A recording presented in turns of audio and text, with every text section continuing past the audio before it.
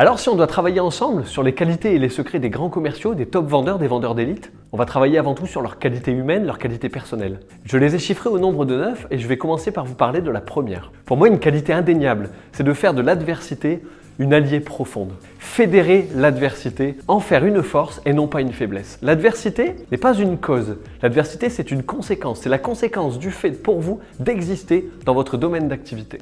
Et pour illustrer au mieux à quel point l'adversité est importante, surtout dans le métier de commercial, j'aimerais vous raconter l'histoire de quelqu'un qui s'appelle Edward Christopher. Edward Christopher, c'est un jeune homme qui est né roux, avec de grosses lunettes, des problèmes d'audition, et qui avait une énorme tache de naissance ici juste à côté de l'œil. Alors évidemment, étant moi-même papa, vous savez comment sont les enfants. Là, les enfants se moquent, ce qui crée un complexe chez ce jeune homme. Et au lieu d'en faire une faiblesse, lui, il décide d'en faire une force. Alors il décide de se faire soigner. Et ayant pour but de traiter chirurgicalement cette trace qu'il avait ici au visage, il décide de se faire opérer au laser, donc plusieurs traitements. Et l'une de ces séances ne se passe pas comme prévu. L'anesthésie ne fonctionne pas et le choc est tel qu'il se retrouve pris de crises de bégaiement permanent. Edward Christopher, qui n'est alors qu'un enfant et qui n'a que 6 ans, décide de se battre contre ça. Là, il n'en fait pas une fatalité, mais il en fait une force profonde, il en fait une force puissante qui lui permet de devenir l'homme qu'il est aujourd'hui. Et l'homme qu'il est aujourd'hui, c'est quelqu'un de brillant que vous connaissez dans le domaine de la musique puisque son nom est Edward Christopher Sheeran. Ed Sheeran qui a battu en 2017 le record du nombre d'albums vendus. Alors il aurait pu être accablé par cette fatalité, par ses défauts physiques. Et je suis convaincu que l'être humain est doté du germe de la grandeur. Mais je n'aurais pas parié 1 euro sur le fait que ce gamin aurait un jour une carrière musicale aussi étendue.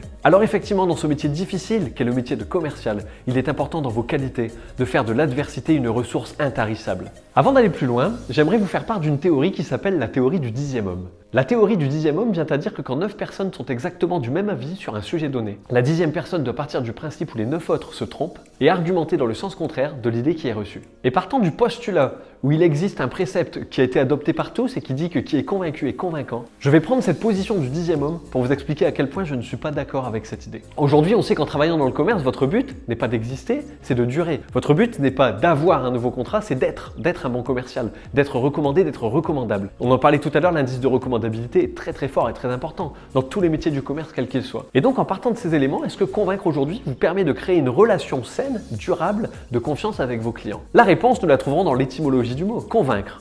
Vaincre, c'est dominer l'autre. Con est un préfixe intensif qui augmente le fait de vaincre.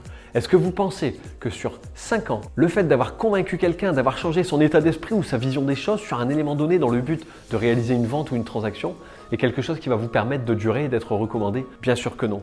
Qui est convaincu et convaincant aujourd'hui ne s'applique plus. Il fait partie des anciennes méthodes commerciales, il fait partie des anciennes stratégies commerciales que vous ne devez absolument plus utiliser. Vous devez comprendre vos clients. Qui a compris son client comprendra. C'est ça aujourd'hui, votre cheval de bataille. C'est là-dessus que vous devez travailler. Non pas convaincre, mais accepter au contraire de ne pas faire certaines ventes parce que ça ne va pas dans le sens de votre client. Et en se basant sur l'idée que le commerce n'est pas une science mais un art, j'aimerais vous soumettre quelque chose d'autre. Une phrase qui me parle beaucoup, la vente commence quand le client dit non. Avez-vous déjà utilisé une vieille technique commerciale des années 80 qui s'appelle l'entonnoir du oui? L'entonnoir du oui, c'est une technique qui consiste à faire dire oui à un client un certain nombre de fois pour qu'à la fin il dise oui, il signe votre contrat, il signe votre bon de commande, il signe votre mandat de vente. L'entonnoir du oui est une technique de manipulation. C'est une technique de manipulation commerciale. Moi je pense que la vente commence quand votre client dit non. Quand votre client dit non, il fait un pas vers vous. Quand votre client dit non, il se livre. Parce que ce qui construit les êtres humains aujourd'hui, ce sont leurs échecs, leurs angoisses et leurs peurs. Et ce qui tue une relation de confiance, ce sont les non-dits. Et un client qui n'ose pas vous dire non, c'est un client qui n'ose pas vous parler. C'est un client qui ne vous répondra plus quand vous risquez de le rappeler ultérieurement. Alors moi, ce que je pense, c'est qu'aujourd'hui, il faut faire de l'adversité une force. Il faut aller chercher le non et aller chercher l'objection. Car l'être humain a un goût prononcé pour les échanges sociaux. Et rien n'est plus beau dans une relation commerciale que quelqu'un qui ose vous dire non et vous faire part de ses peurs et de ses faiblesses. Et n'oubliez pas que pour obtenir ce que vous voulez, vous devez absolument vous arranger pour que les autres, eux, obtiennent ce qu'ils veulent. Quand en 2018, je prends le record du nombre d'exclusivités décrochées en France au sein du réseau ERA, c'est une panoplie de noms à laquelle je me suis confronté. C'était un combat permanent parce que les gens sont réfractaires au principe même de signer une exclusivité à l'agence immobilière. Ils sont réfractaires parce qu'ils n'en comprennent pas les tenants et les aboutissants. Si je place devant moi un 6 énorme,